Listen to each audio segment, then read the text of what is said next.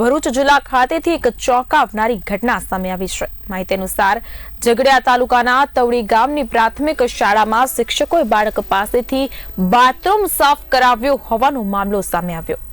ત્યારે હાથ ધોવા માટે હેન્ડપંપ પર ગયેલા બાળકને હાથની આંગળીઓમાં ગંભીર પ્રકારની ઈજાઓ પહોંચી હતી।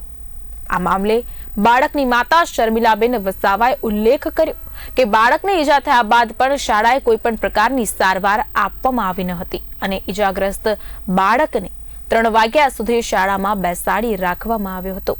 ત્યારે આ મામલે ઉમલ્લા પોલીસ સ્ટેશનમાં ફરિયાદ કરવામાં આવી છે અને આ ઘટના બાદ સમગ્ર ગામમાં રોષનો માહોલ છવાયો છે। સાથે જ આવા નિર્દય શિક્ષક સામે કડક કાર્યવાહી કરવામાં આવે તેવી માંગ ઉઠી છે।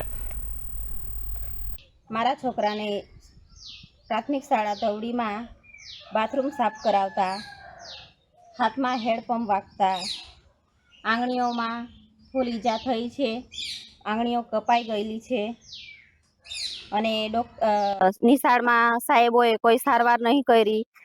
10:30 વાગેલું હતું તો એ સ્કૂલમાંથી કોઈ સાહેબે એને દવાખાનામાં નહીં પહોંચાડ્યું। 3 વાગ્યા સુધી છોકરાને નિશાળમાં બેસાડી રાખ્યું। પછી બે છોકરાઓ આવીને અહીંયા મૂકી ગયા। અમે ઘરે નહોતા, એમના પપ્પા પણ નહોતા, મેં પણ મયતમાં ગયેલી તે 4 વાગે આવીને પછી અમે પ્રતાપનગર સારવાર કરી। પછી બીજા દિવસે રાજપીપળા સરકારી દવાખાનામાં છોકરાને પહોંચાડ્યું। હા કરી છે, ઉમલ્લા પોલીસ સ્ટેશનમાં।